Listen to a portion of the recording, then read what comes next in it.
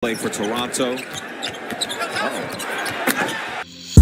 Maaasahan talaga ng Lakers si Dalton Knecht pagdating sa opensa, gumawa ng 27 points laban sa Portland. Sana mabigyan ng playing time pagdating ng playoffs. Pero bago yan, Coach JJ Redick sinabing mahirap na kalaban daw ang Minnesota Timberwolves. Well, kasado na nga po kung sino makakalaban ng Lakers sa first round ng playoffs at ito'y walang iba kundi ang team ng Minnesota Timberwolves. GSW sana makakalaban ng Lakers sa first round kung nagawa lang nila ma-secured ang panalo kanina kontra sa LA Clippers. Back to play-in tournament ang Warriors kung saan makakalaban nila ang Memphis Grizzlies para sa 7th spot na makakaharap naman ang Houston Rockets sa first round. At nang matanong si JJ Redick kung anong masasabi nito na Wolves sa makakalaban nila sa first round, sagot ng Lakers coach ay mahirap daw kalaban ng Minnesota. Very difficult opponent. I believe they're one of 4 teams in the top 10 in offense and defense, so they present a lot of problems. 4 na beses nga po naglaban ng Lakers at Wolves sa nagdaang season kung saan 2-2 ang nakuwang record ng dalawang team. Pero kasama si Luka ay isang beses pa lang nakakaharap ang Wolves kung saan nakuha ng Lakers ang panalo. Hindi rin talaga biro ang Wolves dahil sa kanilang big 3 na sina Anthony Edwards, Rudy Gobert at Julius Randle, samahan pa ng mga solid role player.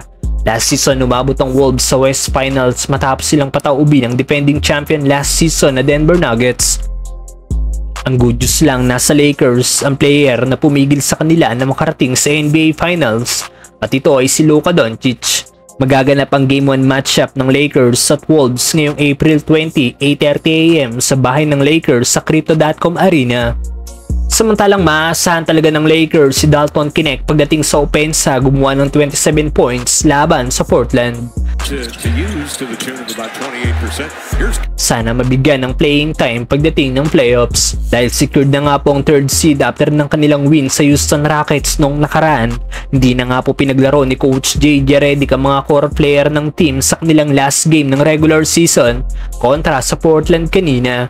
Natalo ang Lakers, ganun pa man isang impressive game ang ipinakita ng Lakers rookie na si Dalton Knecht na gumawa ng 27 points, 8 rebounds, 2 block shot, shooting 5 of 12 sa 3-point area, playing 37 minutes. Si DK lang ang nag-iisang player ng Lakers kanina na nakagawa ng 20 plus points. Magpapatunay lang ito na maaasahan talagang nasabing rookie sa opensa. Playing time lang talaga ang kailangan ni Dalton Knecht. Nagtapos si DK sa kanyang rookie season averaging 9.1 points at 2.8 rebounds per game. Malaki sana ang pag-asa ni DK na manalo ng Rookie of the Year award kung nabigyan lang talaga ito ng sapat na minuto. Umas na lang tayo na mabigyan ng playing time ni Coach JJ Redick si Dalton Knecht pagdating ng playoffs, lalo na kung nag-i-struggle ang team na makagawa ng opensa dahil always ready si DK na gumawa ng puntos.